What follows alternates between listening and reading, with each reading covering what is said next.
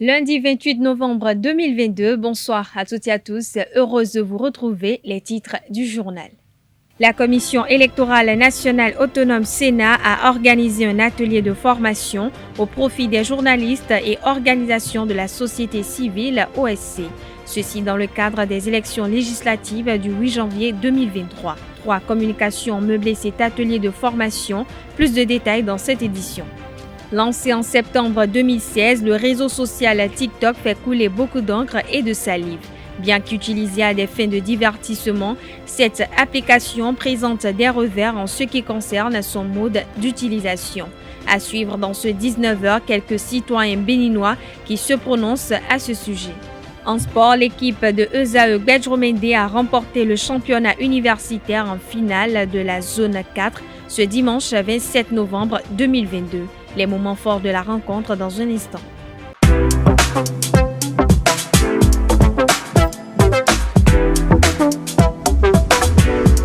Moi, je suis à ESAE et toi? Moi, je suis en administration des finances à ESAE. Moi, je suis en diplomatie et relations internationales à ESAE. Moi, je suis en journalisme à ESAE. Émission ici, c'est ESAE. Moi, je suis en communication marketing à ESAE. Moi, je suis en droit à ESAE. Moi, je suis en gestion des ressources humaines à ESAE. Moi, je suis en gestion des marchés publics à ESAE. Moi, je suis en administration du travail et de la sécurité sociale à ESAE. Moi, je suis en sciences économiques à ESAE. Moi, je suis en banque finance à ESAE. Moi, je suis en administration générale à ESAE. Moi, je suis en audit et contrôle de gestion à ESAE. Moi, je suis en sciences juridiques à ESAE. Moi, je suis en administration générale et territoriale à ESAE. Moi, je suis en transport logistique à ESAE. Moi, je suis en gestion des projets à ESAE. Rejoignez-moi, c'est la meilleure université. Nous sommes à ESAE. Rejoignez-nous. À ESAE, l'excellence a un nom.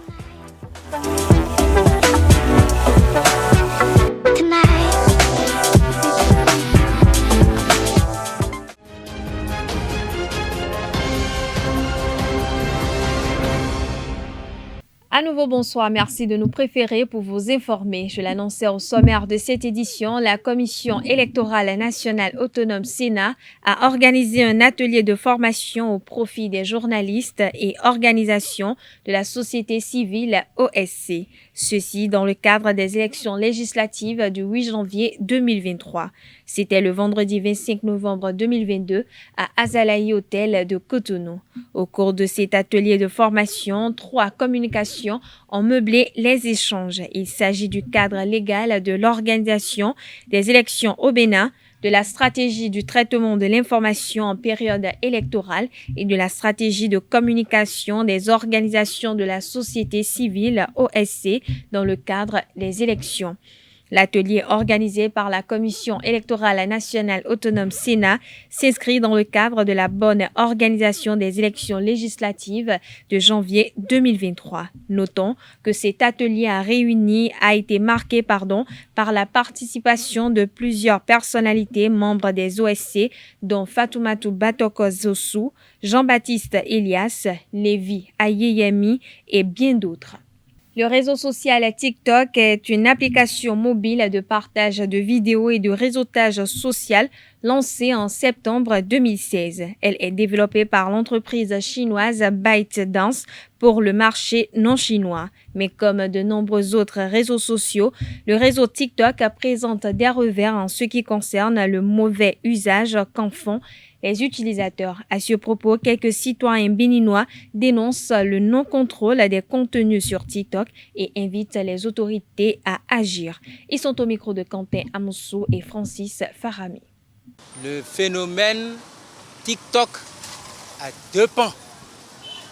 Il y a le volet positif et le volet négatif. Chaque chose a son temps.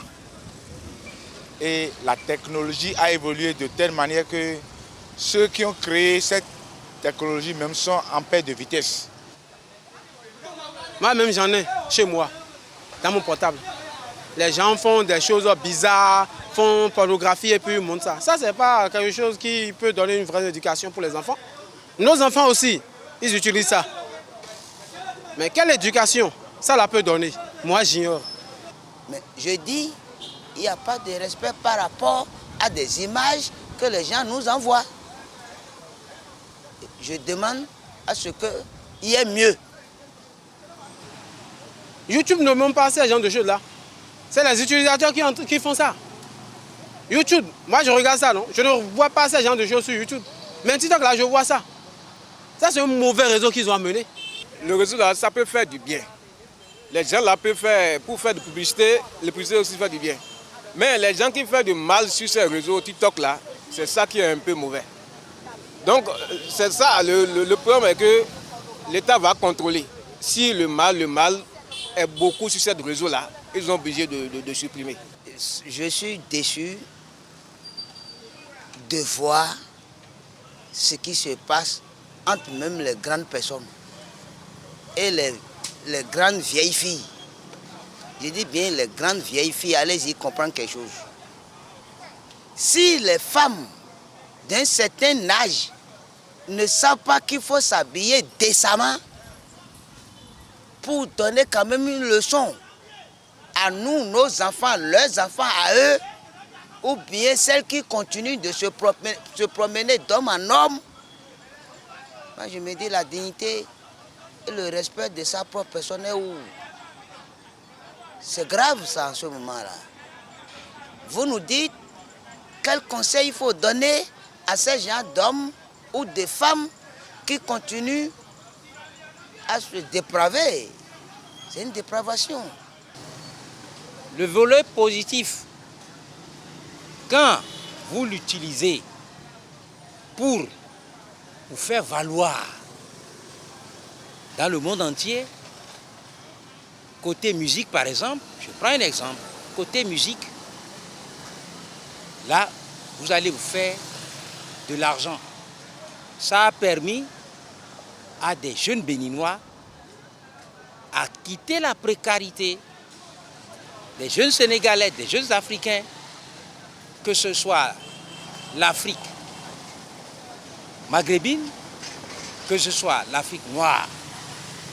Mais au fond, nous allons dire, est-ce qu'elle a recommandé ce qu'on est en train de vivre là? Le TikTok, est-ce qu'elle a, c'est un point d'intégration, est-ce qu'elle a recommandé ce que nous vivons là? Est-ce que ce n'est pas nous qui l'utilisons peut-être de façon où, bon, je n'ai pas de nom à donner. Le deuxième point, quand vous l'utilisez à des fins de dépravation, à des fins de je ne sais quoi, alors là, ça vous sera nuisible. Je prends des mères de famille qui prennent ce réseau, ce pan de réseau, pour exposer, pour diffuser leur sexe.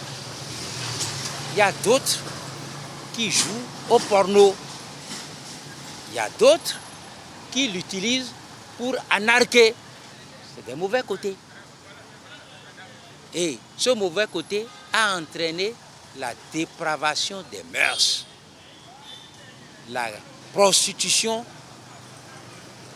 haut niveau.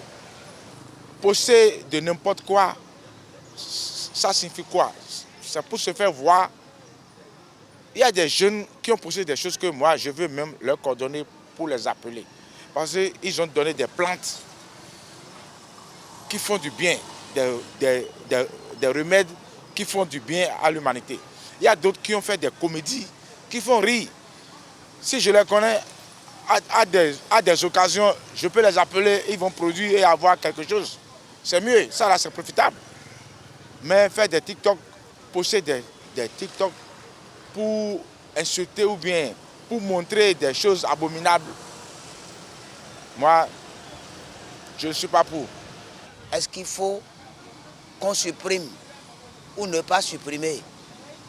Je ne suis pas sûr, mais pour qu'on supprime, qu'on améliore peut-être. Mais on ne peut pas supprimer ce réseau, non. Nous sommes à l'ère du numérique. Le numérique est bénéfique si vous l'utilisez correctement, à bon escient. Mais si vous l'utilisez contrevers, alors là, ce n'est plus bon.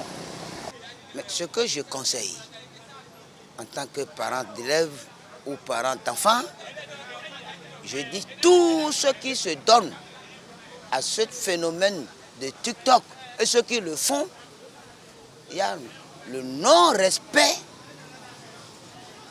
et le non-respect de la dignité de ce que nous sommes, nous qui sommes des fans de TikTok. Et moi, j'invite l'État à frapper ceux qui l'utilisent pour une prostitution, pour la dépravation des mœurs.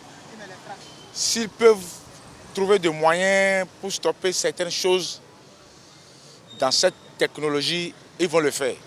Aujourd'hui, si vous vous mettez dans votre chambre à coucher, vous faites de n'importe quoi avec ce réseau-là, vous balancez, on peut vous récupérer. On peut sanctionner, il y a plusieurs manières de sanctionner. Les députés peuvent voter des lois pour sanctionner ce type de choses-là. On parle spiritualité à présent, le mauvais comportement des membres de nos familles et les rancunes de certains membres envers leurs parents ont des répercussions sur leur vie de couple. Quelles sont les conséquences d'un tel comportement sur la vie de l'être humain, en particulier sur la vie de couple? Élément de réponse avec le spiritualiste et tradithérapeute Alpha Sikiru. Il est au micro de Jacques Marion d'Almeida. D'accord. Avant de parler de la vie de couple, il faut d'abord partir de qu'est-ce qui rend la vie difficile aujourd'hui. Vous devez savoir que nous sommes africains et étant donné que nous sommes africains, déjà le jour même de notre naissance, il y a des gens qui sont déjà contre la naissance. Même le mariage de nos parents, il y a déjà des gens qui sont contre. Et déjà, généralement, dans la famille, vous devez savoir qu'il y a toujours des guerres interfamiliales et tout qui étaient là. C'est-à-dire des trucs qui rendaient déjà la famille difficile. Donc, nous sommes déjà partis d'une mauvaise base, c'est-à-dire des malédictions ou des mésententes familiales ou des problèmes familiales. Et tout ça contribue à un homme, c'est-à-dire tout ça suit déjà un homme. Donc, aujourd'hui, si vous êtes grand, vous grandissez aujourd'hui, vous démarrez votre vie aussi avec des problèmes, vous démarrez aussi votre vie avec des malfaits aussi, des trucs qu'on ne doit pas faire, des choses qu'on ne doit pas faire aussi. Ça fait en sorte que la vie aussi devient de plus en plus difficile. Et ce qui était solution, c'est qu'on reste africain, qu'on fasse des pratiques africaines aussi. Mais malheureusement, combien sont encore africains? Et nos comportements aussi. Je mets l'accent sur le comportement. Parce que si toi-même, avant de te mettre en relation avec quelqu'un, peut-être en relation, en partenariat avec quelqu'un sur le plan financier ou sentimental, et tu n'es pas honnête envers toi-même, sache que c'est déjà une mauvaise base. C'est-à-dire, tu n'es pas honnête, tu n'es pas en réalité prêt pour cette relation. Quand je dis prêt, c'est-à-dire, tu rencontres la personne, peut-être une femme, ou un homme. Quand je parle de relation, il ne faut pas seulement rester sur femme ou sur l'homme, parce que les difficultés aujourd'hui, c'est sur tous les plans, surtout le plan financier. Les partenariats entre amis, il faut l'honnêteté. Il faut être véridique, il faut dire, je suis capable de faire ci, je suis capable de faire ça, et comme ça peut aller, comme ça ne peut pas aller. C'est aussi dans les relations sentimentales aussi. Moi, je suis telle chose. Je ne peux pas dire, mon papa a construit tel immeuble, ma maman a construit tel, ou bien ma maman est ci et ça. Et c'est sur cette base que nous allons fonder notre couple, nous allons fonder notre relation. Je ne peux pas mentir au lieu de dire, je suis au chômage, voilà ta situation, voilà ma situation. Nous allons nous entraider, nous allons nous aider, nous allons nous en sortir ensemble. Commencer, au lieu d'être véridique dès la base, je suis comme ça, je suis comme ça. Au lieu d'être véridique à la base, on commence à mentir. Sport dans cette édition, l'équipe de ESAE Gbedjomede a affronté en finale de la zone 4 du championnat universitaire l'Université Gaza Formation. C'était ce dimanche 27 novembre 2022. La rencontre s'est achevée sur la victoire de ESAE Gbedjomede au tir au but. Le reportage avec Anedo. Ezaeu Bedromede triomphe dans la zone 4. Les étudiants de l'école d'excellence se sont imposés en finale face à l'université Gaza Formation au tir au but. Dans le match, Gaza Formation a été la première équipe à trouver le chemin des filets à la 9e minute.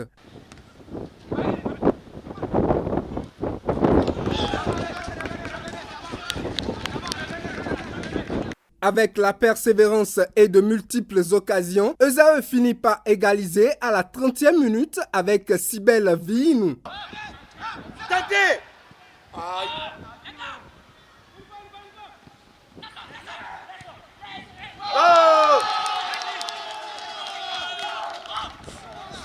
À un but partout, les deux équipes se sont tenues jusqu'à la fin du temps réglementaire. Au tir au but, la chance a souri à Ezaeu qui l'emporte.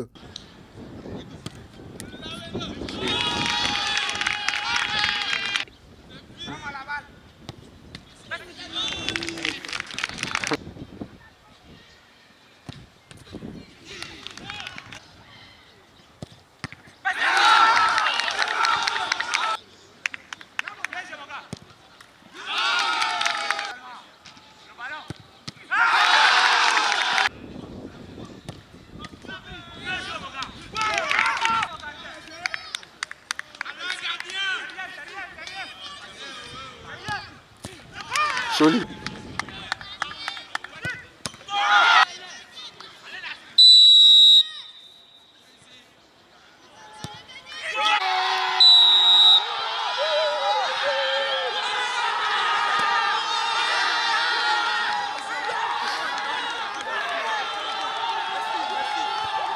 L'émotion est grande pour l'entraîneur principal de Ezaeu. Je suis très ravi, je suis très content. C'est le travail continu qui a mené à ce que nous atteignions cette phase. Donc merci beaucoup à tous ceux qui nous ont soutenus du début jusqu'à la fin.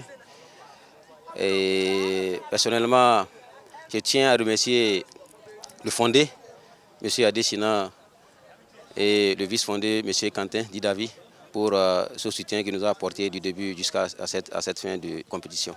Du côté de Gaza Formation, la déception se lit jusqu'au visage. Comme d'habitude, naturellement, il y a toujours un vainqueur et un vaincu. Donc je ne peux que prendre ça comme ça, juste qu'il y a des petits trucs à recorriger au niveau de mon équipe, les séances d'entraînement. Il y aura beaucoup de séances de tir au but que je dois conseiller aux joueurs, sinon ils n'ont pas démérité. Ils ont confirmé quand même.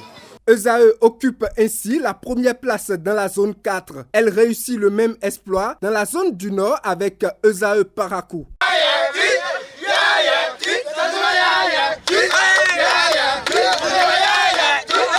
Le condensé des actualités au Togo, en Somalie, en Syrie, au Pérou, en Corée du Sud constitue la page internationale de ce lundi 28 novembre 2022. Une réalisation de Nansérine Fatoumbi. Au Togo, la localité de Tiwoli, dans le nord-est du pays, a été le théâtre de violents affrontements le jeudi dernier. Des hommes armés ont fait face aux soldats togolais déployés dans la zone. Au moins une dizaine de militaires auraient été tués. L'attaque serait déroulée en plein jour dans cette zone toute proche des frontières du Burkina Faso et du Bénin. Restons toujours en Afrique. En Somalie, les djihadistes Shebab affiliés à Al-Qaïda ont mené une nouvelle attaque ce dimanche soir dans la capitale en s'en prenant à un hôtel où est logé de nombreux officiels. Les djihadistes s'ingénient à mener des attaques complexes, meurtrières en plein cœur de Mogadiscio, près des lieux de pouvoir dans le but de modifier le rapport de force avec le gouvernement et ses alliés. Plusieurs ministres ont ainsi été blessés.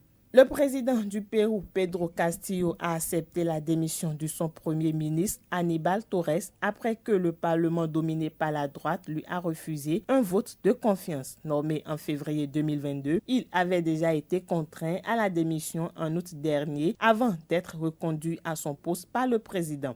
Aníbal Torres est le 4e chef du gouvernement à quitter ses fonctions depuis que le président Castillo est entré en fonction. En Syrie, ce lundi 28 novembre marque le 8e jour de l'offensive TUIC au Kurdistan syrien. 8 jours de bombardement intense. Un premier bilan annonce plus d'une soixantaine de morts et de nombreux blessés. Ce dimanche, des milliers de Kurdes se sont rassemblés pour manifester contre les bombardements TUIC qui frappent la région depuis. Aux mains des manifestants, les drapeaux rouges, jaunes et verts aux couleurs du Kurdistan syrien se confondent, rendant hommage aux militaires tués par les frappes TUIC. En Corée du Sud, plus d'un an après le suicide d'une sergente de l'armée de l'air sud-coréenne dont la plainte pour agression sexuelle était restée sans suite, la justice s'est prononcée ce 26 novembre sur la responsabilité de l'armée. Le général ayant couvert l'agression a été dégradé et démis de ses fonctions. Il est reconnu responsable d'avoir négligé et étouffé une plainte pour agression sexuelle, une sanction extrêmement rare dans le pays. Voilà, chers internautes, ainsi prend fin cette édition. Merci pour votre attention. Excellente soirée à toutes et à tous.